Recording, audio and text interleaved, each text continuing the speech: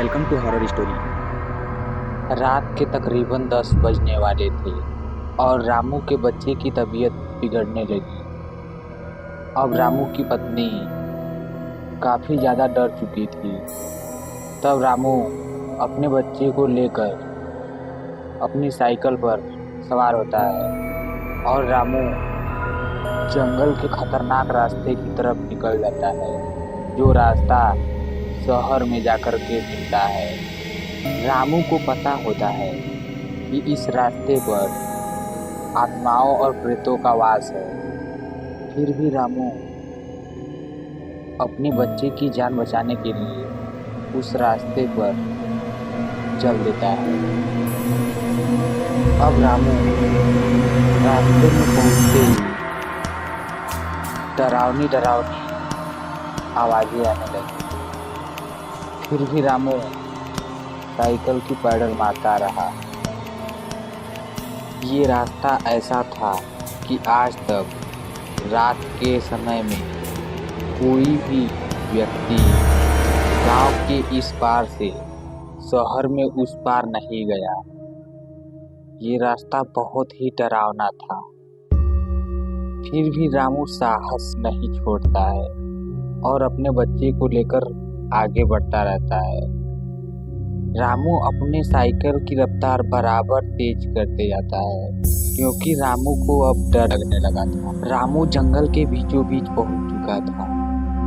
फिर भी अभी शहर उससे बहुत ही ज्यादा दूर था और रास्ते काफी खराब थे।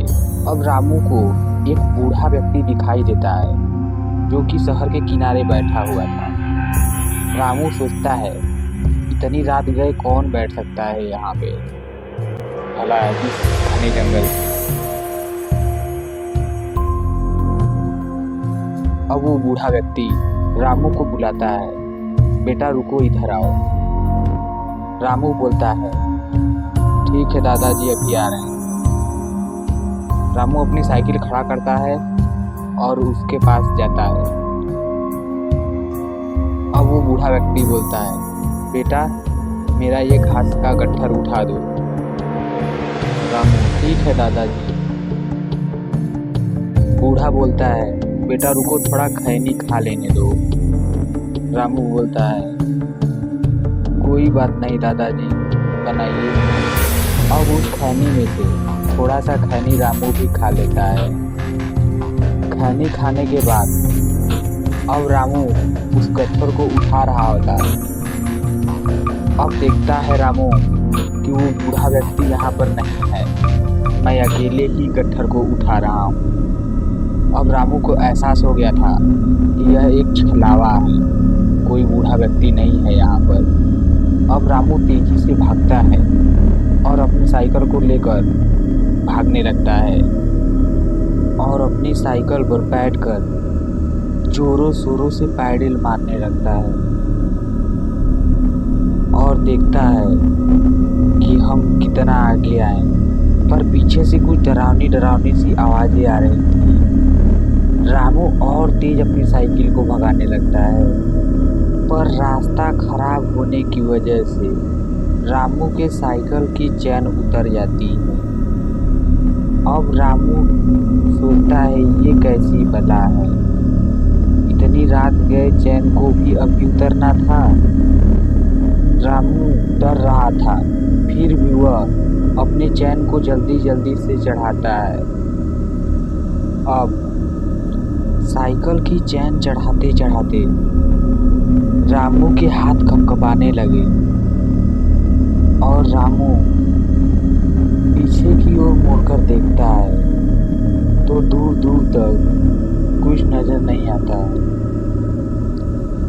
रामू देखता है कि उसकी पत्नी दौड़ते हुए उसके पास आ रही है। अब रामू अपनी पत्नी से बोलता है, तुम यहाँ पर कैसे? उसकी पत्नी बोलती है, ज़्यादा टाइम नहीं है, जल्दी जल्दी भागो। अब रामू भागने लगता है। अब रामू एकदम थक चुका था। तब उसकी पत्नी बोलती है, लाओ को मुझे दे दो, तुम्हारा बोझ हल्का हो जाएगा। रामू कुछ दूर भागने के बाद वो बोलता है, अच्छा ठीक है लो। अब उसकी पत्नी राम उसके बेटे को लेने के बाद धीरे धीरे रामू से पीछे होती जा रही थी। फिर अचानक से रामू रुका और देखा तो वह उसकी पत्नी नहीं थी, बल्कि एक दानव था जो कि रामू के बेटे को ले चुका था। अब रामू अपने बच्चे की जान बचाने के लिए राक्षस की तरफ दौड़ा। राक्षस घने जंगलों के बीच अंदर की ओर भागने लगा और झाड़ियों में घुसने के बाद अनेकों प्रकार की आवाजें आने लगी। अब रामू को समझ नहीं आ रहा था कि मैं कहाँ पर खोजूं अपने बच्चे को। रामू जिस भी तरफ जाता उसकी बच्चे की आवाज उसके विपरीत तरह से आने लगती थी। रामू को समझ नहीं आ रहा था कि वो किस दिशा की ओर जाए और किस दिशा की ओर न जाए। अब रामू अपने बच्चे को खोजते खोजते थक गया, पर वह नहीं मिला। रामू को लगा कि हमने अपना बच्चा खो दिया, पर रामू दौड़ते दौड़ते बाहर आया और देखा कि वह दानव उसके बच्चे को लेकर रोड के किनारे खड़ा है, जहां से उसने रामू के बच्चे को लिया था। अब वो दानव रामू की ओर देखती है और रामू का गला पकड़ लेती है। तभी अचानक दूर शहर की ओर से एक बाइक वाला आता है, जिससे वो दानव रामू को छोड़कर वहां से भाग जाता है। अब रामू अपने बच्चे को लेकर इस आदमी के बाइक पर बैठकर शहर की ओर चल देता है और सही सलामत अस्पताल पहुंच जाता है। रामू बोलता है मन में अपने, भला हो इस आदमी का जो सही समय पर मेरे पास आ गया और रामू के बच्चे की इलाज हो जाने के बाद उसे उसके घर पर छोड़ आया। भला हो ऐसे व्यक्ति का जो दूसरों की मदद करते हैं।